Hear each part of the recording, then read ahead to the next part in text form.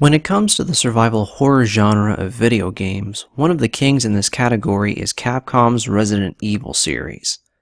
This series has featured lots of memorable and iconic heroes like Chris Redfield, Jill Valentine, Leon Kennedy, Claire Redfield, and it has its fair share of iconic villains too. Mr. X, William Birkin, Nemesis, Lord Saddler, Jack Krauser, and of course the man in shades himself, Albert Wesker. However, you can't please everybody, and as strong as the series has been over the years since 1996, some entries aren't considered as good as most of the ones that are. It's common for any series to have a few duds every once in a while, but there's one entry in particular that has gotten so much hate I had to step in and see what the madness was all about. Resident Evil Survivor. Released only 1 month before Code Veronica, Survivor has been, and still is, considered not only one of the worst Resident Evil games ever made, but one of the worst video games ever made. I, unironically, 100% disagree with that statement. I have the unpopular opinion that Survivor, while clearly not the best Resident Evil game ever made, is not nearly as awful as some fans seem to think it is. It's sad to see that Survivor is just one of those games that's fallen into the category of games that aren't terrible, but people still hate them anyway. I mean, Zelda 2, Super Mario Bros. 2, Simon's Quest, Metroid Other M, Grand Theft Auto 4, Saints Row 4, Sonic Boom, Rise of Lyric, True Crime, New York City, and that's just to name a few. The point here is that all of the games I just mentioned and Resident Evil Survivor share one common trait: being at the very least decent or somewhat enjoyable despite all the bad press they seem to get. Now, I will make it clear that Survivor is by no means a perfect game, but really, no game is perfect anyway.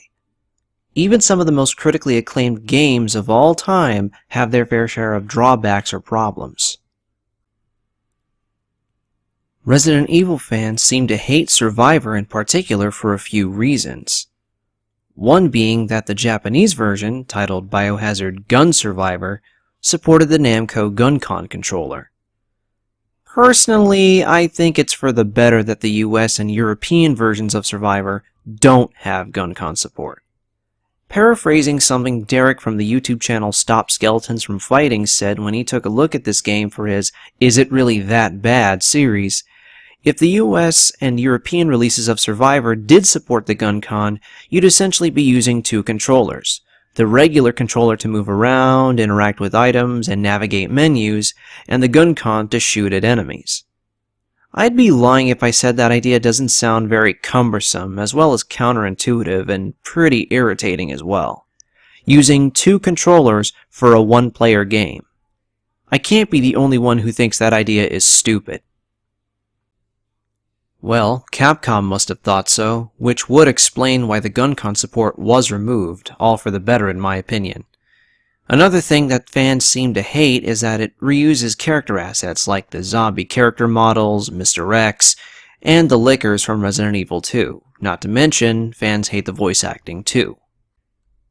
Now, I personally believe that a game doesn't necessarily have to be original to be good. It helps sometimes, but it isn't necessary here. I think using, or reusing, familiar enemies isn't really a bad thing. It's really just to remind the player that it's a Resident Evil game. It's basically like how a Mario game always has familiar assets like Goombas, Koopa Troopas, coins, etc. As for the voice acting,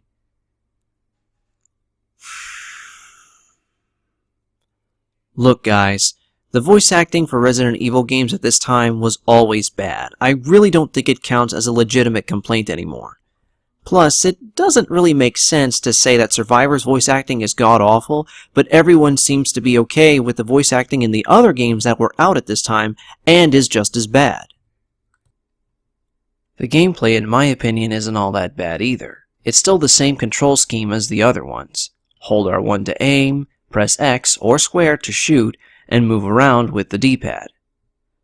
And because the game is constantly in a first-person perspective, I don't have to worry about the camera angles changing constantly. Seriously, am I the only one who found that annoying? Since Survivor plays mostly like a first-person shooter, I don't find the controls all that bad. When shooting nearby enemies, you just have to aim the reticle anywhere on them, and as you keep shooting, the reticle will stay locked on until the enemy's down for the count. And of course, like pretty much every Resident Evil game ever, when dealing with supernatural threats, the pistol you start off with won't be enough. You'll need to find more weapons and ammo to stock up on, though your default pistol will always have infinite ammo.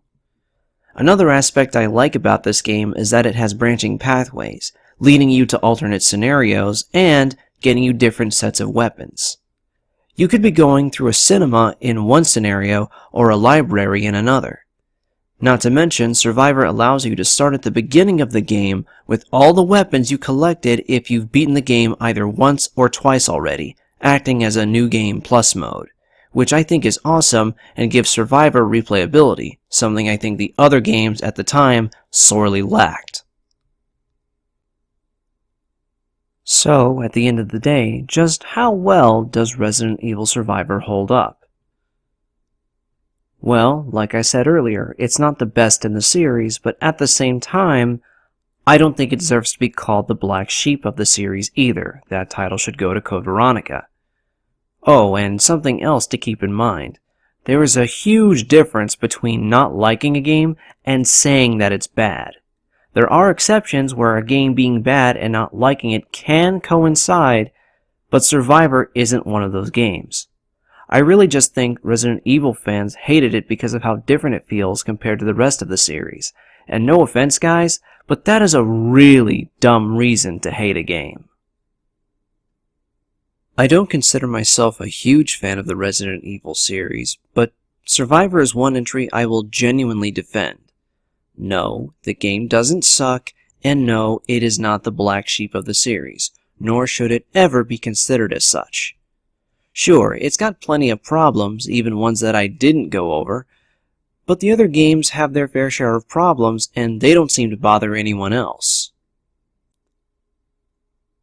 I wish this game wasn't nearly as hated as it is, because I really do enjoy this one, and I think an HD remaster would have made it even better.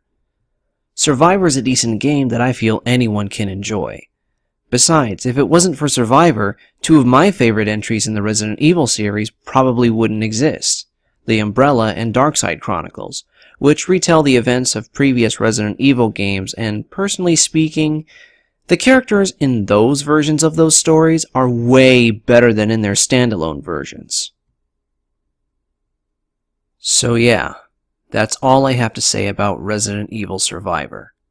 I think it's a fine game and doesn't deserve all the hate it gets.